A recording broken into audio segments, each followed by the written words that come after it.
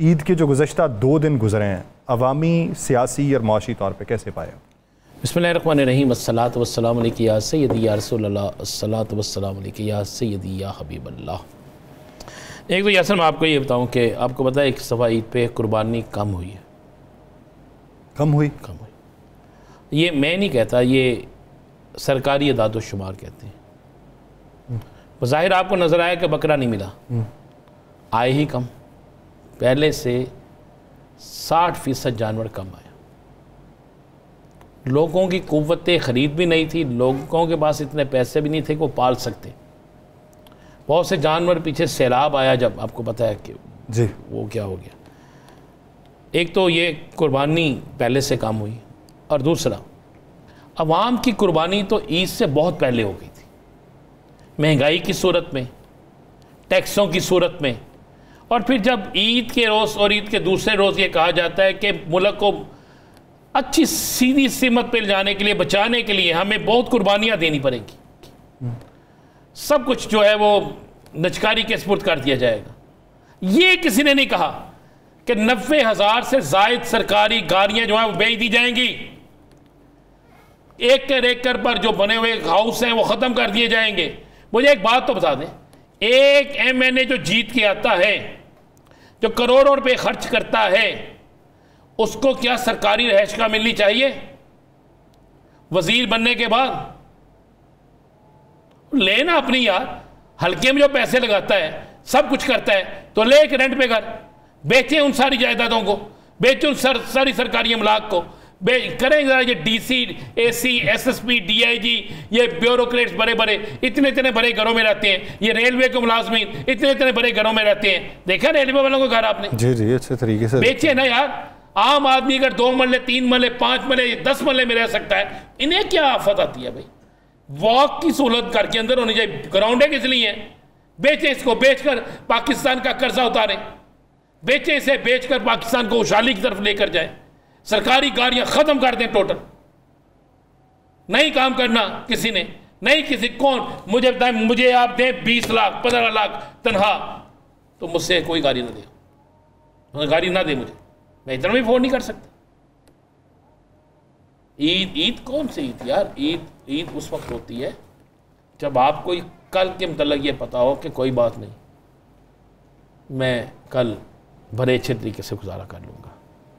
जब आपको पता हो कि मैं आपको ये हकीकत बता रहा हूँ, मैं ईद वाले दिन तो मेरी तबीयत ख़राब हो गई, मैं कब्रिस्तान से बाहर निकला तो मुझे एक सरकारी अस्पताल ले गए। यासर ये आपको मैं फैक्ट बता रहा हूँ, ये मेरे साथ क्यों।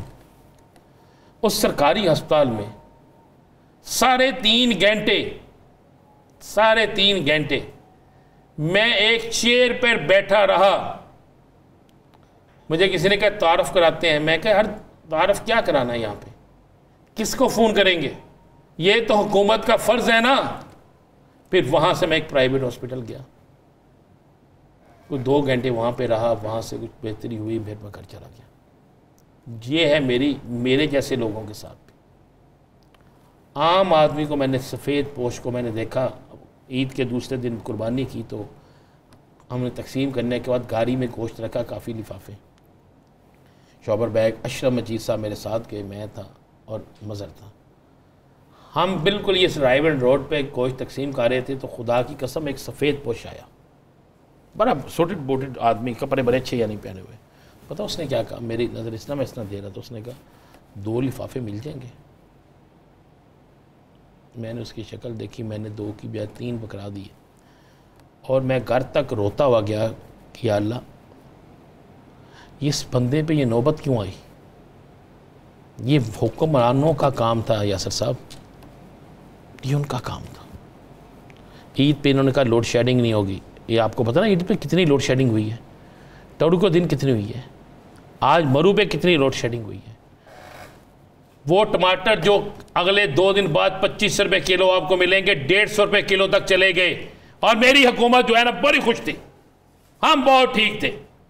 महंगाई बेकाबू, जराइम बेकाबू, बेरोजगारी बढ़ गई, चीज़ें महंगी हो गई, और आप यहाँ पे बैठ के भाषण दे रहे हैं। तो 3 दिन आपके बड़े पूछे ना लोगों से जाके 3 दिन किस तरह गुजरे हैं। जाकर देखें कितने घरों में ईद के रोज भी गोश्त नहीं पका।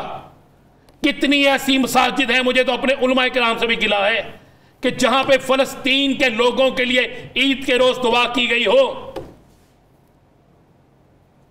किसी सरकारी खुतबे में सुना आपने? किसी और चीज में सुना आपने?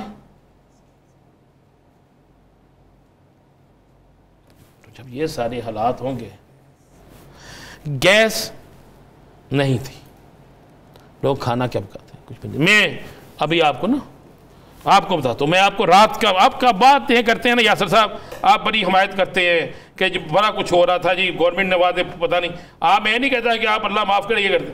ये मैं नंबर आपको बोल के बताता हूँ कि मैं गुज़श्ता रात हम पूरे इलाका अहले इलाका ये आपके साथ ही सारे इलाके की लाइट की थी। आप तो शायद लॉकडाउन में लगा के क्या लगा के जनरेटर लगा के शायद सोए हो तो आपको महसूस ना हो। लो जी सरकारी नंबर वापडा का, ये इसको मैंने कॉल किया 40 दफ़ा, मेरे पास रिकॉर्ड मौजूद है।